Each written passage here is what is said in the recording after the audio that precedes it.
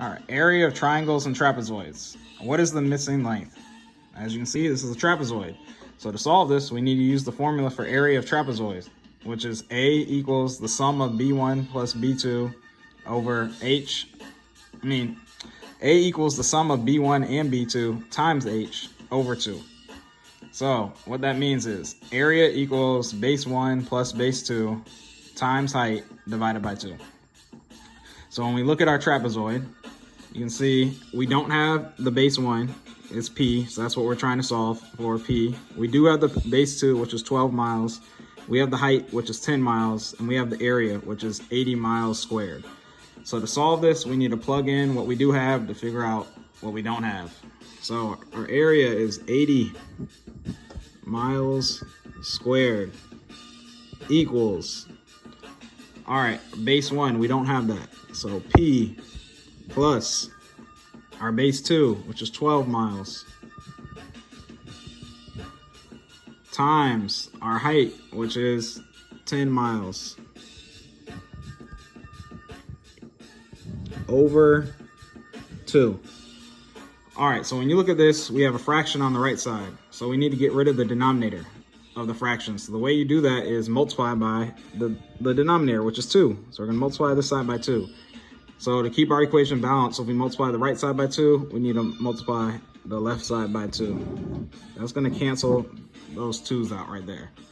So on the left, we're left with P plus 12 miles times 10 miles. Then on the left, we got 2 times 0, which is 0, and 2 times 8, which is 16. So 80 miles squared times 2 is 160 miles squared.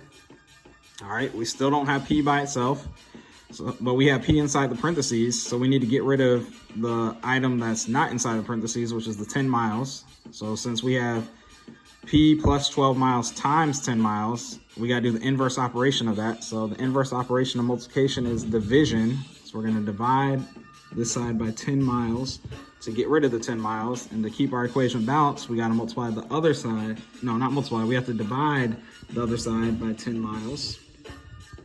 So we're going to do that. That's going to cancel out this 10 miles over here. So this side, we're left with P plus 12 miles. And on the left side over here, you can do the trick, get rid of 0. So you do 16 divided by 1, which is 16. And miles squared divided by miles is miles.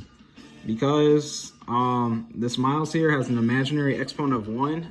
And when you have two exponents with the same base, so they both have miles, and you're dividing, you can take the numerator exponent and subtract the denominator exponent. So 2 minus 1 is 1. And whenever 1 is the exponent, you don't write it, it's just imaginary. So we're just gonna leave that blank. So you have 16 miles equals P plus 12 miles, but that's not our answer yet because we don't have P by itself. So since it's P plus 12 miles, to get rid of that 12 miles, we gotta do the inverse operation. So the inverse operation of addition is subtraction. So we're gonna subtract 12 miles here. And if we subtract 12 miles from the right side, we gotta subtract 12 miles from the left side. So that's gonna cancel this out. So we're left with P on the right side. And on the left side, 16 miles minus 12 miles is gonna be 4 miles.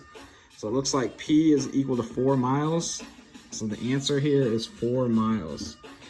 So that's a very long problem, but as you can see, it was not that difficult. Sometimes easy stuff just takes a long time.